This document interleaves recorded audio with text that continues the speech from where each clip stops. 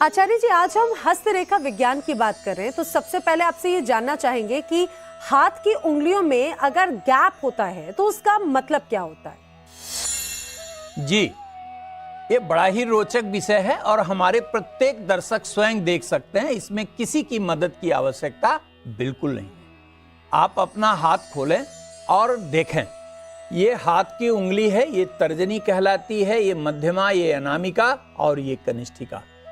यदि आपके तर्जनी और मध्यमा के बीच में गैप है या छिद्र है, मध्यमा या अनामिका के बीच में गैप है या छिद्र है, या अनामिका और कनिष्ठिका के बीच में गैप है, मूल रूप से यह गैप यह दर्शाता है कि आपके स्वभाव में धन संचय की प्रवृत्ति कैसी है, आपके अंदर धन संचय करने की दक्षता कितनी है, क्या आप सही समय का अनुमान लगा के खर्च करते हैं या वैसे ही मनमौजी जो है वो खर्च करने में विश्वास होता है। यह भी बताता है कि फाइनेंशियल मैटर में कितने अग्रसोची हैं आप।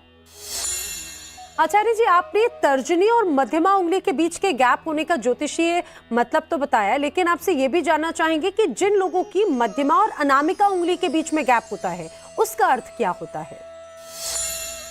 जी देखिए, मध्यमा उंगली शनि को कहते हैं और अनामिका उंगली सूर्य के बीच की होती है।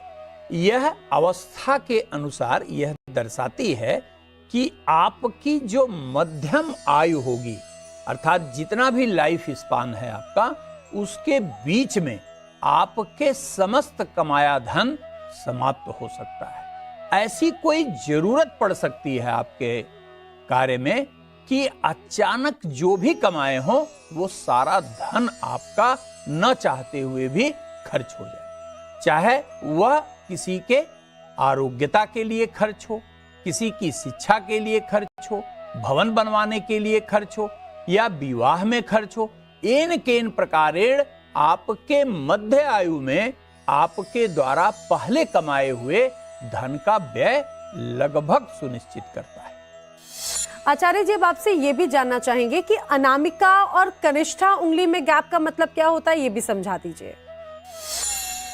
जी देखिए, अनामिका उंगली जो है वह सूर्य के जो है ठीक ऊपर होती है, अर्थात अनामिका उंगली के ठीक नीचे सूर्य होता है और कनिष्ठिका बुध के ऊपर होती है। इन दोनों ही उंगलियां अर्थात इसके बीच में बंद करने पर यदि छिद्र या गैप दिखाई देता है तो यह दर्शाता है कि आपके प्रारंभिक जीवन में आपको अर्थाभाव रहा है।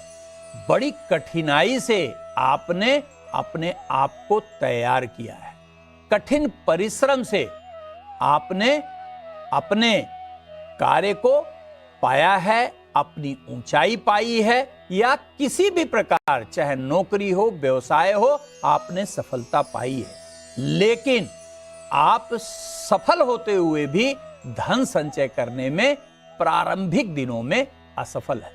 अर्थात जैसे ही आप स्टेब्लिश होंगे, लगातार कोई ना कोई खर्चा आपके पास आता रहेगा, आप कमाते जाएंगे, व्यय होता जाएगा, कमाते जाएंगे और व्यय होता जाएगा। अर्थात जीवन में जो स्टेबिलिटी का प्रारंभिक पादान होता है, वहां धन संचय करने में आप असफल रहे।